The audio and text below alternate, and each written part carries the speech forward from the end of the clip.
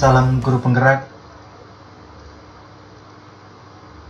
Pada kesempatan saat ini, izinkan saya untuk menyampaikan demonstrasi kontekstual pada modul 3.1.A.7, pengambilan keputusan sebagai pemimpin pembelajaran. Perkenalkan, saya CGP Angkatan Ketiga dari Kabupaten Merauke, atas nama Aprianus Rompa, SPD.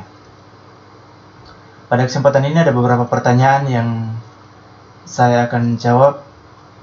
Yang pertama yaitu, bagaimana Anda nanti akan mentransfer dan menerapkan pengetahuan yang Anda dapatkan di program guru penggerak ini di sekolah atau lingkungan asal Anda. Menurut saya, dalam pendidikan guru penggerak, banyak hal yang saya dapatkan, mulai dari modul pertama hingga sampai saat ini modul yang ketiga.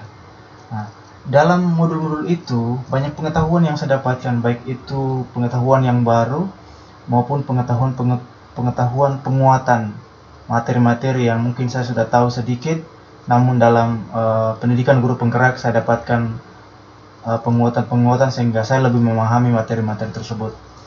Semua yang saya dapatkan pada pendidikan guru penggerak ini, saya akan teruskan ke rekan-rekan guru dan komunitas di sekolah, serta lingkungan tempat bekerja. Jadi bukan sekedar saya miliki dan saya pahami saja, tetapi saya akan saya akan transfer ke rekan-rekan saya, yang pertama di rekan-rekan guru di sekolah saya, kemudian komunitas yang ada di sekolah saya, kemudian melebar ke lingkungan tempat saya bekerja, mungkin imbasnya ke sekolah-sekolah lain dalam lingkup atau yang berdekatan dengan tempat saya bekerja. Nah, pengetahuan yang saya dapatkan ini pastinya saya akan imbaskan kepada wadah-wadah yang sudah saya sebutkan tadi. Nah, dalam pengimbasan ini mungkin saya lakukan dalam bentuk workshop atau diskusi-diskusi dalam kelompok kecil yang fleksibel, sehingga apa yang saya dapatkan di guru penggerak dapat saya transfer, dapat saya aplikasikan bersama rekan-rekan saya di sekolah, komunitas saya di sekolah, dan lingkungan tempat saya bekerja. Kemudian pertanyaan yang kedua yaitu, apa langkah-langkah awal yang Anda lakukan untuk memulai mengambil keputusan berdasarkan pemimpin pembelajaran? Nah, dalam modul 3.1 ini materi yang sangat menarik buat saya, di mana cara mengambil keputusan namun didasarkan pada pemimpin pembelajaran. Seperti yang sudah saya ketahui dalam modul ini, untuk mengambil keputusan itu menggunakan 3 prinsip dan 4 paradigma pengambilan keputusan, serta menggunakan 9 langkah dalam pengujian dan pengambilan keputusan. Sehingga menurut saya berdasarkan pemimpin pembelajaran dapat terwujud di lingkungan pembelajaran. Jadi hal pertama yang saya lakukan adalah fokus kepada prinsip dan paradigmanya. Kemudian pertanyaan yang berikut yaitu, mulai kapan Anda akan menerapkan langkah-langkah tersebut? Dalam modul ini sebelumnya kami sudah mencoba menggunakan langkah-langkah ya.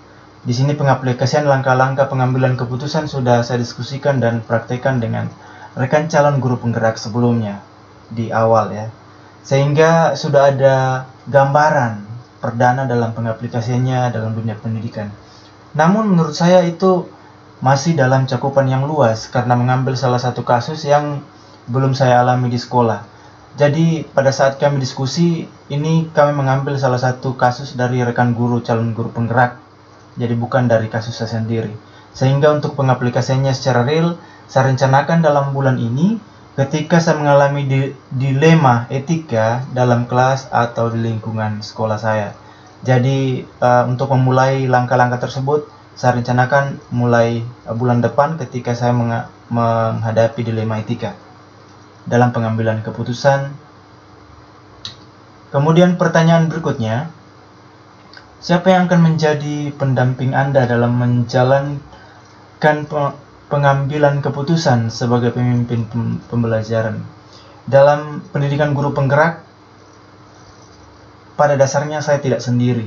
Saya sangat bangga sekali mengikuti kegiatan ini karena disinilah saya tahu makna kolaborasi dalam bekerja. Nah, dalam kasus ini saya akan intensif berkomunikasi dengan pengajar praktik saya, bapak fasilitator saya, dan pastinya rekan-rekan calon guru penggerak yang lain yang sangat hebat. Ya. Karena mereka tidak terpisahkan dari kegiatan saya selama ini dalam pendidikan guru penggerak. Ketika mengalami suatu hal yang perlu untuk penjelasan lebih detail, maka saya selalu berkomunikasi dengan mereka. Sehingga menurut saya, pendampingan itu bukan hal baru buat saya lagi, karena setelah mengikuti kegiatan guru penggerak, saya sadar akan adanya kolaborasi yang akan menuntun lebih efektifnya suatu pemecahan masalah yang kompleks yang saya hadapi.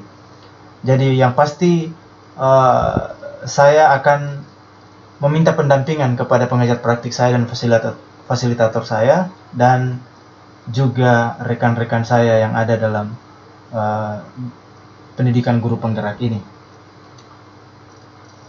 Demikian pemaparan saya. Mohon maaf atas kurang dan lebihnya. Saya akhiri dengan ucapan terima kasih. Salam bahagia.